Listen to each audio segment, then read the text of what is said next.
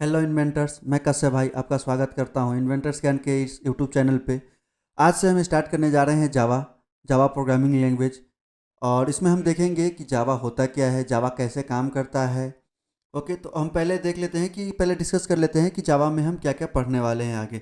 तो हम जावा में पहला लेक्चर देखेंगे, व्हाट इज प्रोग्रामिंग लैंग्वेज, कि प्रोग्रामिंग लैंग्वेज होता क्या है। ओके, उसके बाद हम देखेंगे इनपुट आउटपुट। फिर हम वेरिएबल्स एंड डाटा टाइप पे बात करेंगे। फिर कंडीशनल स्टेटमेंट देखेंगे कि ये होता क्या है, कैसे काम करता है। फिर हम देखेंगे लूप्स। उसके बाद हम पैटर्न्स पे बात करेंगे। फिर मेथड एंड फंक्शन पे, space and time complexity, array, 2D array. उसके बाद हम स्ट्रिंग पे बात करेंगे। उसके बाद हम देखेंगे स्ट्रिंग बिल्डर, यानी कि स्ट्रिंग जो बनता है वो कैसे बनता है। उसके बाद हम देखेंगे बिट मैनिपुलेशन, कि बिट मैनिपुलेशन होता क्या है, ये कैसे काम करता है। ओके, और ये ख़त्म होने के बाद जब हमारी बेसिक ख़त्म हो जाएगी, उसके बाद हम डीएसए स्टार्ट करेंगे पूरी। यानी कि मैं आपको जावा प्लस डीएसए पूरी सीरीज कराऊंगा। अगर हम कोई भी ऑपरेशन अगर हम कोई भी ऑपरेशन कराना चाहते हैं, लाइक 2 और 3, यानी कि 2 एंड 3 को ऐड करेंगे तो क्या आएगा 5, यानी कि 2 एंड 3 को ऐड करेंगे तो 5 आएगा हमारा। तो पहले हम कोई भी ऑपरेशन करने के लिए उसे स्टार्ट करते हैं, यानी कि कुछ ना कुछ करने के लिए जब हम कोई भी काम करते हैं तो कहीं ना कहीं से स्टार्ट करते हैं। तो उसी तरह यहाँ पे एक स्टार्ट करेंगे। उसके बाद हम दो नंबर को इनपुट लेंगे, यानी कि पहला हमारा नंबर क्या हो गया 2 एंड दूसरा हो गया 3। तो हम इनपुट ले लिए। उसके बाद हम दोनों को ऐड करेंगे, यानी कि 2 एंड 3 को करेंगे ऐड। और उसके बाद हम प्रिंट कराएंगे जो हमारा रिजल्ट होगा, यानी कि हम यहाँ पे कौन सा ऑपरेशन करा रहे हैं, सम का, यानी कि ऐड करा रहे हैं। तो यहाँ पे हम उसे प्रिंट करा देंगे। फिर उसके बाद हम उस ऑपरेशन से हो जाएंगे बाहर, यानी कि एग्जिट कर जाएंगे। और उसी को फ्लो चार्ट के मदद से जो आपने समझा, उसी ऑपरेशन को अगर हम सूडो कोड में लिखना चाहेंगे तो कैसे लिखेंगे ये देख लीजिए। तो पहले हम स्टार्ट करेंगे। उसके बाद हम दो नंबर को इनपुट लेंगे, यानी कि 2 एंड 3 को हम इनपुट ले लिए। उसके बाद हम कैलकुलेट करेंगे दोनों नंबर को। अब कौन सा ऑपरेशन है ये डिपेंड करता है, लाइक मैंने यहाँ पे ऐड किया है, आप सब्सट्रैक्ट भी कर सकते हो, डिवीजन भी कर सकते हो, मल्टीप्लिकेशन भी कर सकते हो। जो ऑपरेशन रहेगा उसे हम परफॉर्म कराएंगे, यानी कि कैलकुलेट करेंगे। फिर हम अरे अपने रिजल्ट को प्रिंट कर देंगे और उसके बाद हो जाएंगे हम बाहर, यानी कि वो ऑपरेशन कंप्लीट होते ही हम उससे हो जाएंगे बाहर। तो आप समझ गए होंगे कि ये काम कैसे करता है। अब हम जावा के बारे में कुछ डिस्कस कर लेते हैं। और जावा प्रोग्रामिंग जब हम कोड लिखने जाएंगे तो उसके लिए हमें किन किन चीज़ों की ज़रूरत पड़ेगी, पहले इसके बारे में डिस्कस कर लेते हैं। तो मेनली हमें दो चीज़ों की ज़रूरत पड़ेगी।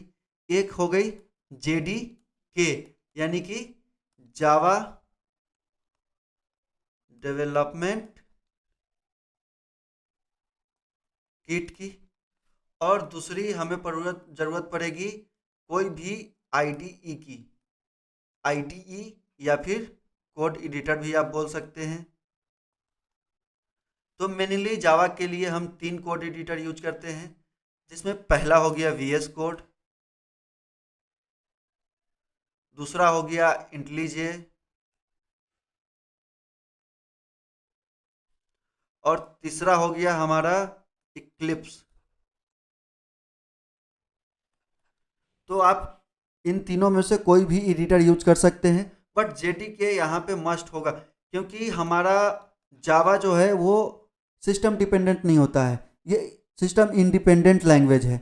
इसीलिए जावा जो है किसी भी सिस्टम पे चल जाता है बिकॉज ऑफ JDK, क्योंकि जिस मशीन पे हमारा JDK इंस्टॉल होगा उस पे हमारा जावा का कोड काम करेगा।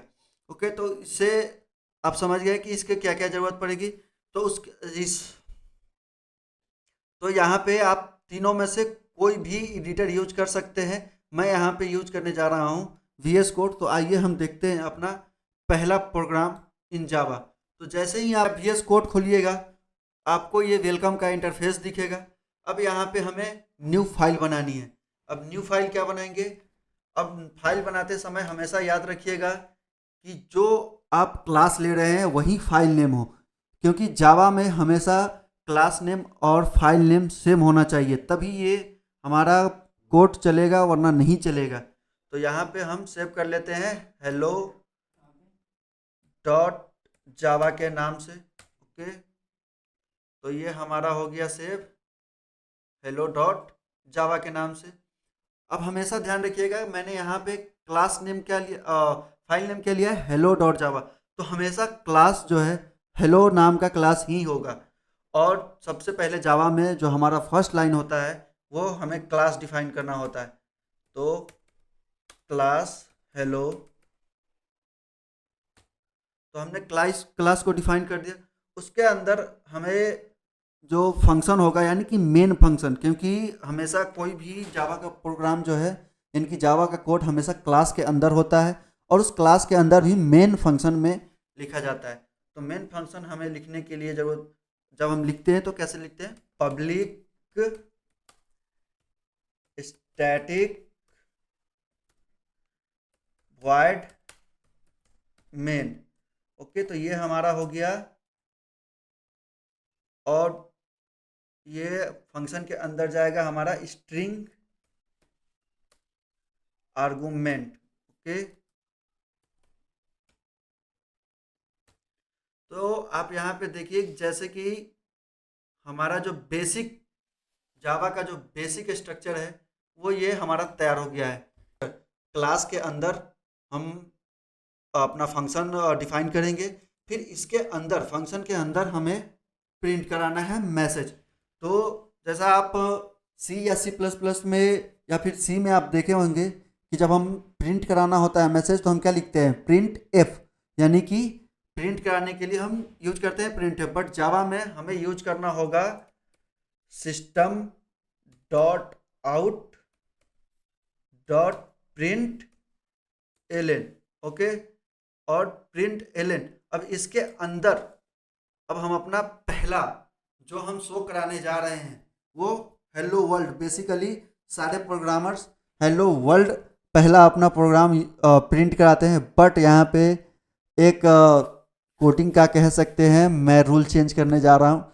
मैं यहाँ पे हेलो वर्ल्ड की जगह पे हेलो प्रोग्रामर्स प्रिंट कराऊंगा। क्यों? क्योंकि यार पहले अपनी फैमिली को तो हेलो बोल दो, उसके बाद दुनिया को बोलते रहेंगे। तो और एज अ कोडर हमारी सबसे पहली फैमिली कौन होगी, प्रोग्रामर्स, प्रोग्रामर्स की कम्युनिटी। तो हम यहाँ पे पहले प्रिंट कराएंगे क्या, हेलो हेलो प्रोग्रामर्स। ओके, तो ये हमारा जावा का कोड तैयार है और इसे हम कर लेते हैं सेव। ओके, जब हम सेव कर लिए अब इसे हम रन करके देखते हैं। तो जैसे ही आप देख पा रहे हैं कि मैंने रन किया इसे और यहाँ पे आप देखिए ये हेलो प्रोग्रामर्स। तो हमारा ये पहला प्रिंट हो गया, जो हम मैसेज प्रिंट कराना चाहते थे वो प्रिंट हो गया हेलो प्रोग्रामर्स। बट हम बात करते हैं कि ये तो मैंने एडिटर को बोला, लिखा और प्रिंट हो गया। बट ये इंटरनली कैसे काम करता है, जब हम कोई भी जावा का प्रोग्राम लिखते हैं तो ये इंटरनली कैसे काम करता है, आइए उसे देख लेते हैं। ओके, तो हमने तो ये देख लिया कि हमारा प्रोग्राम रन कैसे करता है, ये काम कैसे करता है, ये प्रिंट करा लिया। अब हम ये देखते हैं कि ये इंटरनली कैसे काम करता है। तो ये जो जावा है वो हमारा जेडीके पे चलता है, यानी कि जावा डेवलपमेंट किट पे। और जेडीके क्या प्रोवाइड कराता है हमें, जेडीके कराता है वर्चुअल मशीन प्रोवाइड। यानी कि एक जो किट होता है, यानी कि जावा डेवलपमेंट किट है, वो किन किन चीज़ों से मिलकर बना है ये हम देखते हैं। तो जावा डेवलपमेंट किट जो है जेआरई एंड लाइब्रेरी, और उसके अंदर होता है जेवीएम यानी कि जावा वर्चुअल मशीन, यानी कि जेवीएम जावा वर्चुअल मशीन, जो कि एक वर्चुअल मशीन बनाता है और उसी पे काम करता है। क्योंकि जावा जो है वो इंडिपेंडेंट है, इंडिपेंडेंट लैंग्वेज है। कहने का सेंस ये है कि वो जावा जो है कभी भी सिस्टम पे काम नहीं करता है, ये हमेशा वर्चुअल मशीन पे काम करता है, जो कि जेडीके प्रोवाइड कराता है। उसके अंदर आप देख सकते हैं जेआरई एंड लाइब्रेरी। अब सब सोचेंगे कि जेआरई और लाइब्रेरी क्या होता है। तो लाइब्रेरी जैसे कि अगर कोई भी फंक्शन हमें यूज करना हो तो फंक्शन के लिए हमें बहुत सारी कोड ऑफ लाइन्स लिखनी पड़ती है। बट जब हम लाइब्रेरी यूज करते हैं तो वो एक लाइन में, लाइक अगर हम कोई भी मान लीजिए कि अगर हम import डॉट जावा डॉट आयो अगर इनपुट आउटपुट के लिए अगर हम कर रहे हैं तो हमें सिर्फ इतना लिखना है, और ये इनपुट आउटपुट का फंक्शन जो है वो लाइब्रेरी के थ्रू हम एक्सेस कर पाएंगे। और अब जे आर ई क्या होता है? तो जे आर ई होता है हमारा जावा रन टाइम इन्वायरमेंट। ओके, तो आप जेडीके के बारे में तो समझिए कि जेडीके क्या होता है। अब हम ये देखते हैं कि जो हमारा प्रोग्राम होता है, जो हम प्रोग्राम लिखते हैं, वो कैसे काम करता है। आपके मन में ये सवाल जरूर होगा कि हमारा जो कोड है वो रन कैसे करता है। तो जैसे कि जो हम कोड लिखते हैं, यानी कि जो हमने एक कोड लिखा है उसे क्या बोलते हैं? Source code. यानी कि जो हम कोड लिखे हैं उसे बोलते हैं हम क्या? Source code. ओके, तो सोर्स कोड जो है वो जाता है कंपाइलर के पास। ओके, किसके पास जाता है? कंपाइलर के पास। फिर कंपाइलर उसे कन्वर्ट करता है, हमारा उसे करता है बाइट कोड में। किसमें? बाइट कोड में।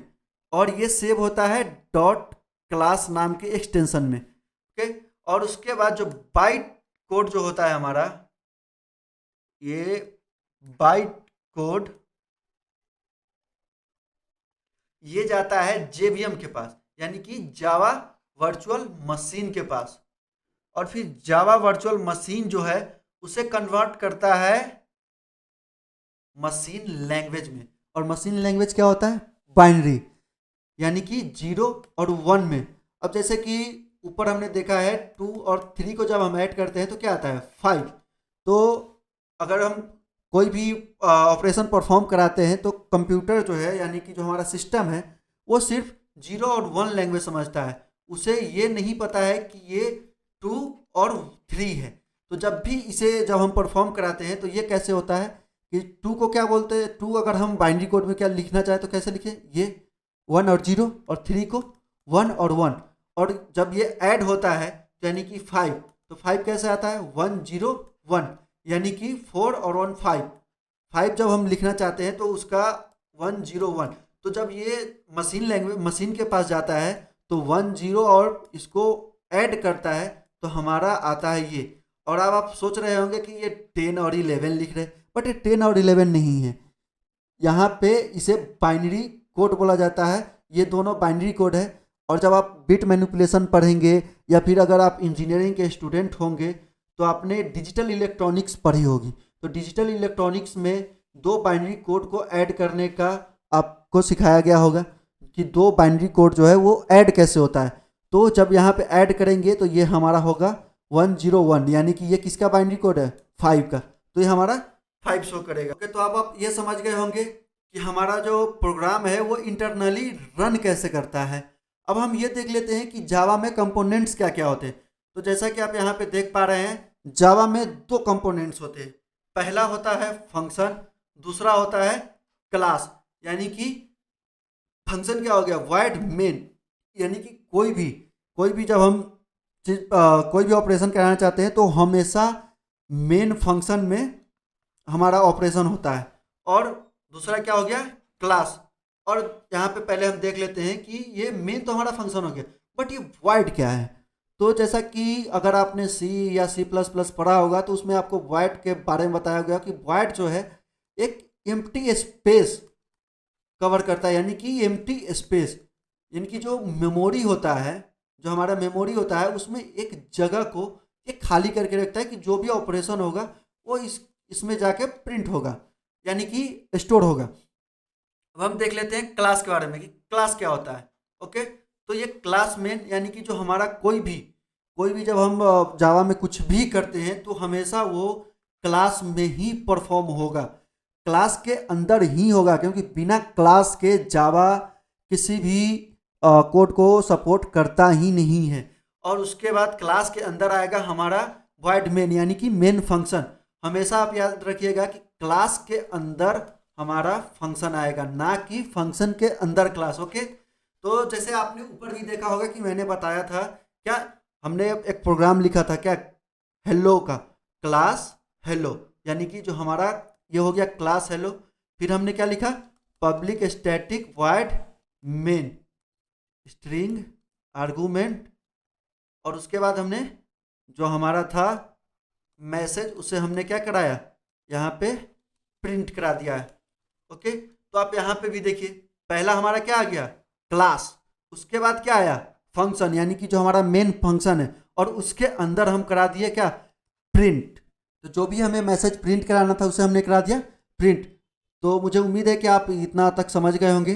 तो आगे हम डिस्कस करेंगे, आज तो हमने डिस्कस कर लिया क्या, व्हाट इज प्रोग्रामिंग लैंग्वेज। अब हम कल डिस्कस करेंगे इनपुट एंड आउटपुट के बारे में। ओके, तब तक के लिए टाटा, गुड बाय, टेक केयर।